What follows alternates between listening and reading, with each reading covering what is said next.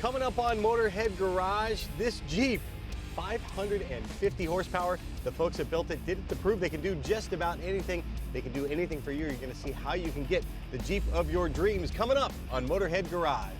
Motorhead Garage, the program that each week introduces you to and shows you how to install the latest in exciting and innovative products for your vehicle. Now here's your host, Dave Dobson.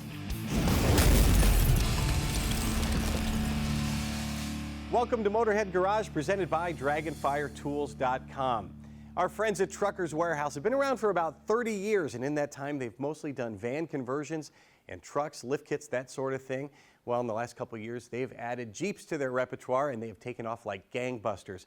I've got to tell you, they do amazing work. Now, Stuart, you guys still do a lot of lift kits and more simple conversions and upfits and that sort of thing, but you brought in this J10 and another Jeep Rubicon over there that show just what you guys can do at Truckers Warehouse and the extremes you can go to, and the extremes you go to make people happy, to make a really good build. Now, this is a 79, but that's not the whole story, is it? No, not at all. So we actually used some 78s, some 79s, even some 80s in this deal.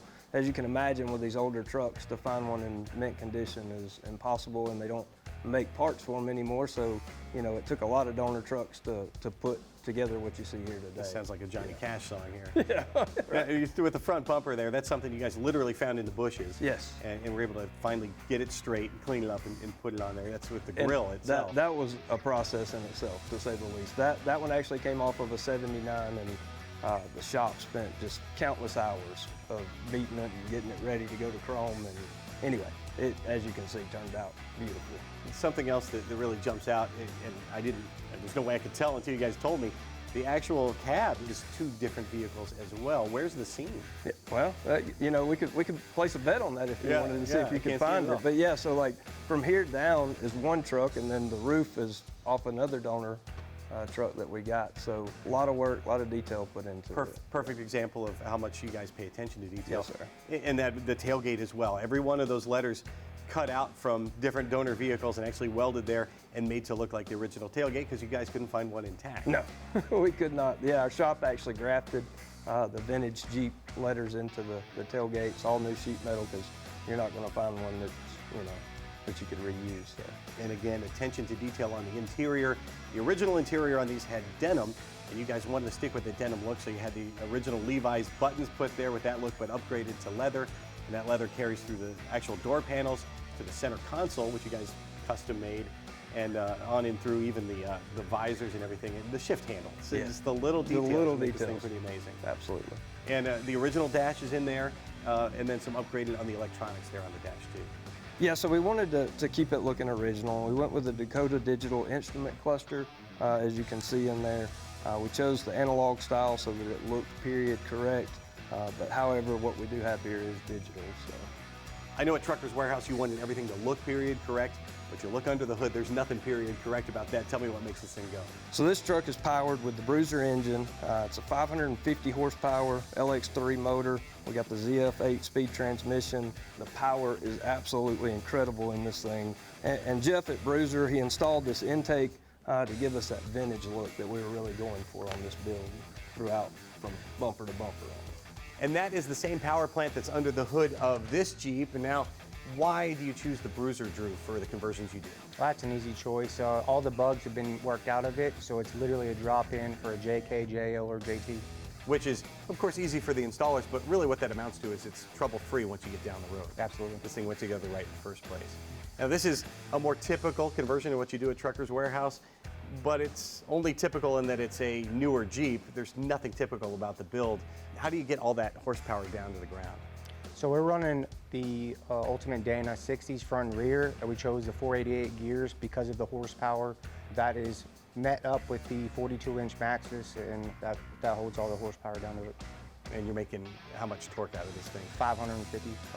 Yeah, so that's what you really need when you're off-roading. You get every bit of it to the ground with that. When I have an idea in mind, how do I get my dream vehicle from Truckers Warehouse? Well, there's a couple of different ways. You can either email us, call us, or hit us up on social media with a quote request. Now, what's the design process like? If I have a vision, how do we work on that together?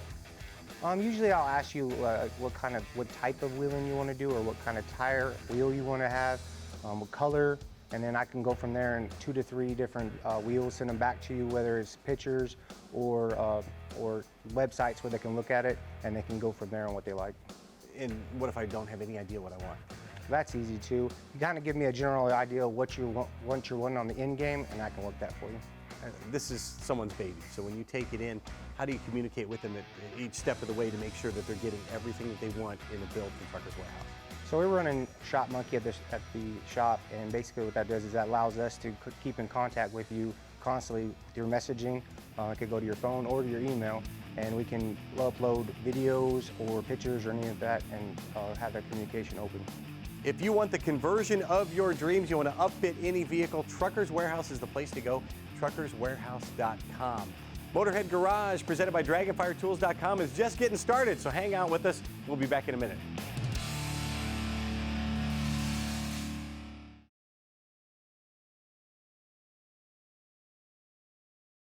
Motorhead Garage, presented by DragonFireTools.com, is brought to you by RockAuto.com. All the parts your car will ever need. CampbellsCustomCare.com, home of the Dawn Detail Spray. And by PaintedAutoBodyParts.com, the leading U.S. auto body parts online store. Hey there, this is Motorhead Garage, presented by DragonFireTools.com. To kick it off, we've got a really cool looking piece right here. It's a workbench, or is it a toolbox? I'm not quite sure here, Lou. What'd you bring here from Dragon Fire Tools? Well, this is our 20-drawer Midnight Pro Series workbench. All right. And this workbench also is a toolbox. How'd you get the idea? You know, in my own garage for years, I had a wooden workbench and I had a stand-up toolbox. We all do. And I'd be standing there at the workbench working on something, walk over to the toolbox, grab a 13mm, walk back, walk over, grab a Phillips, walk back. And finally I got to a point where I was like, you know, I'm wasting a lot of time here. You know, I really wish I had my tools right here where I was working at. And when I looked for something like that, I couldn't find it. It didn't exist. So I said, well, I'm gonna make it. So how tough is it and how is this made? This entire workbench weighs in at over 1,200 pounds. Holy moly. So the whole thing is welded steel. It's not separate pieces, it's all one piece put together. For instance, this top is one contiguous piece of 304 14-gauge stainless steel with the ends corner welded, and the drawer bodies are 16-gauge galvanized steel. The drawer pulls are 14-gauge stainless steel, just like the top. And the entire thing has a 14-gauge tubular steel frame on it. Overbuilt, built to last. And what if I want to bolt some stuff to it? Underneath the stainless steel, there's wood. So if you want to bolt a vise to it, no problem. We tell you that if you're going to bolt a rather large vise to it, like a big old Wilton or Capri vise, put a backing plate up against that wood. That way you get equal distribution of force on your vise. And we started thinking of ways that we could improve the workbench, and one of the things was adding outlets and USB ports to the backsplash. Now you can charge all of your rechargeable power tools right on the workbench surface. Every single one of our workbenches has 6 outlets and 4 USB ports on it. Cool, well, that's the workbench portion of the program. Let's talk about the drawers themselves here, the toolbox portion of this. These drawers are so beefy. How heavy are they? Is it easy to move them in and out? Yeah, so as you can see with one finger here, you can move this drawer out, and we've got it loaded full of wrenches. The drawer itself is 16-gauge galvanized steel, as we said. What's interesting though is that we also have these top hat gussets which run the entire width of the drawer. And those top hat gussets provide rigidity for the drawer, especially when you're loading it down with heavy tools. And how much weight do these hold? This drawer here, it has the thicker rails on it. It will hold 150 pounds. Wow. And these bottom drawers here, these are all double railed and they're rated at 300 pounds. My goodness, this will stand up to just about anything. Yeah, can even stand in the drawer. Nice. How much weight do those hold on the bottom? 300 pounds. I could barely stand in it. No, I can make that. I mean, talk about the center drawers here then. I love the organization here. And I noticed as I opened one of these up here, you had this blow molded case in there. Those don't fit in my toolbox at home. Right, so, you know, a lot of the blow molded cases customers keep for specialty tools, Yep. right? So we wanted to make sure that we had space in the workbench for them, no matter what drawer you wanted to be able to put them in. Great idea there. And a problem I have a lot of times, my sockets and taller tools just get knocked right over when they don't even fit in the drawers, but you've solved that problem as well. Yeah, we have a deeper drawer down here that's roughly about 5 inches deep. Wow. And as you can see, we have an entirely full set of 1/4, 3/8, 1/2 inch, and 3/4 in this drawer. So with this drawer being double railed, galvanized steel, gusseted drawer bottom, you know, this drawer is going to be able to hold the weight of all of your tools and sockets. Now, other folks are making benches like this with the drawers in them. What makes yours different from the other ones out there? Well, there's really only 2 companies out there that make a workbench kind of like this. Everybody else just makes toolboxes, and that's what makes us different, is, you know, this piece is an actual workbench. It has a backsplash. You can bolt a vise to it, you can bolt a bench grinder to it. A lot of the other companies out there, they just make toolboxes. But this is something that's going to be in your shop for a long time. It's going to last. You can set it and forget it, or you can put it on casters, the heavy-duty caster set. It's a 6-piece caster set, and each caster holds 650 pounds. And we have several different models. We make 3 workbenches in this size, which is 9'4" 1/4", and we make 3 workbenches in the 7-foot model too, with different drawer configurations. We talked about the space this saves you and the time it saves you, because you don't have to keep going back and forth between your workbench and your toolbox, back and forth again. And then this also saves you money, because you come in a price range far lower than some of the other big ones out there. Yeah, you know, right now it's about getting the word out there to the people and building the brand. So as far as the price point goes, we want to get them into as many people's hands as possible, get that word of mouth spreading on them. Whether you're a professional or just a hobbyist, you can save yourself a lot of time, a lot of space, and a lot of money. Check them out at dragonfiretools.com. We'll be right back with more Motorhead Garage presented by dragonfiretools.com.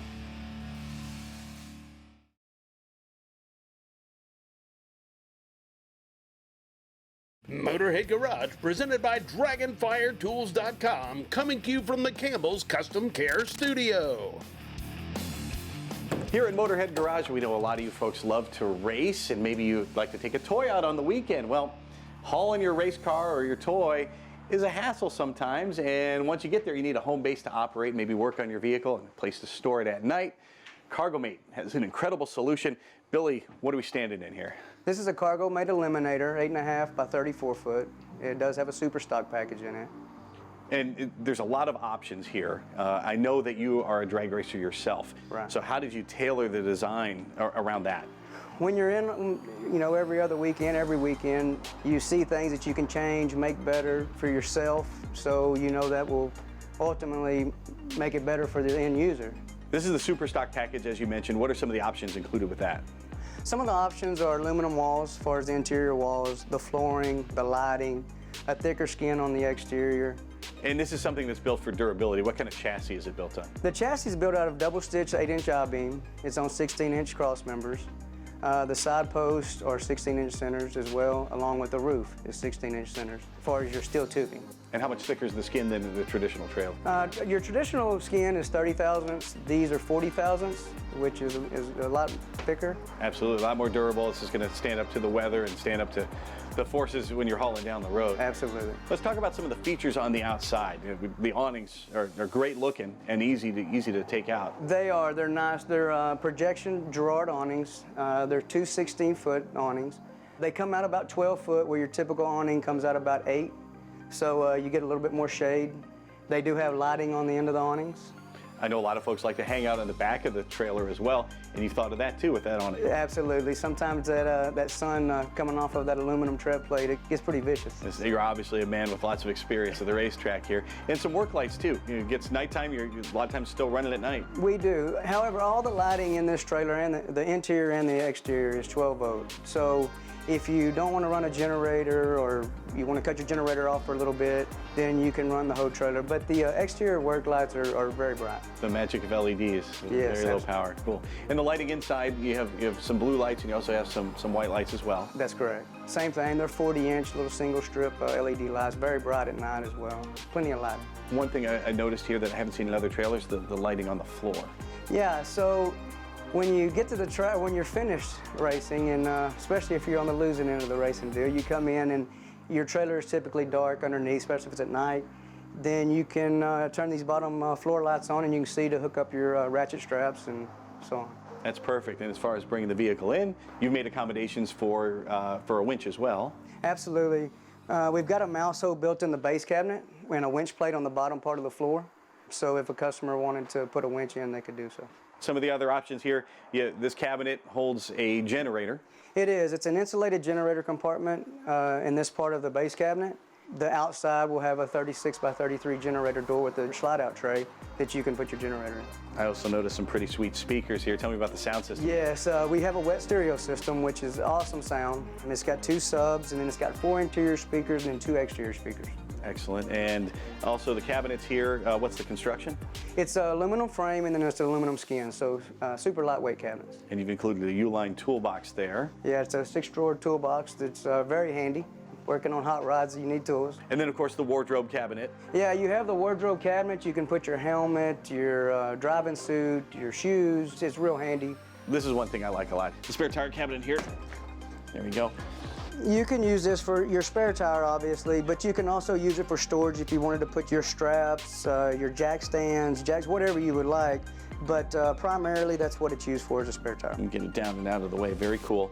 And over on the side, over the wheel wells there, a number of cabinets too. And that's a feature I haven't seen in a lot of race trailers. Yes, we do put wheel well cabinets. It's kind of wasted space, so we put the wheel well cabinets there. On this particular cabinet, we split the doors. So if you have your car pulled in, you can get to the top set of cabinets without having to unload your car. You've thought of all kinds of stuff for convenience and for utility, but folks also want to be comfortable. How can you help solve that problem? Absolutely. It gets hot at the track or cold. So we put an 18,000 BTU mini split on this particular build. Very, very efficient, and man, it'll keep you cold. I know roof units only cool things about 20 degrees inside. About 20% lower than ambient temperature normally. And these work much better than Yes, that. sir. And if that's not enough, there's a solar panel on the roof to give you a little extra power. You can find Cargo-Mate trailers and all the options they have. You can find the right one for you. You can build the right one for you at their website. Again, cargomatetrailer.com. We'll be right back with more Motorhead Garage presented by dragonfiretools.com, so do not touch that dial.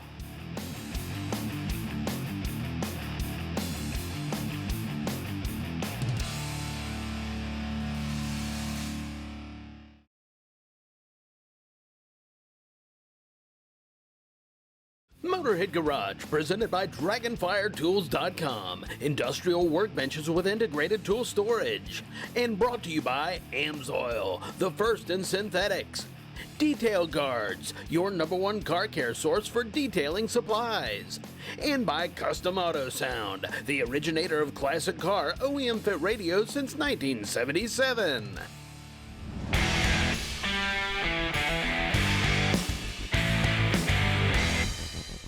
All brake pads are not the same, so let's find out which one's right for you. Welcome to this AMSOIL Tech Tip about the brake pads. Well, first of all, let's go back to the basics. We want a high coefficient of friction. That's what you want. What does that mean? Well, I can demonstrate it right here for you.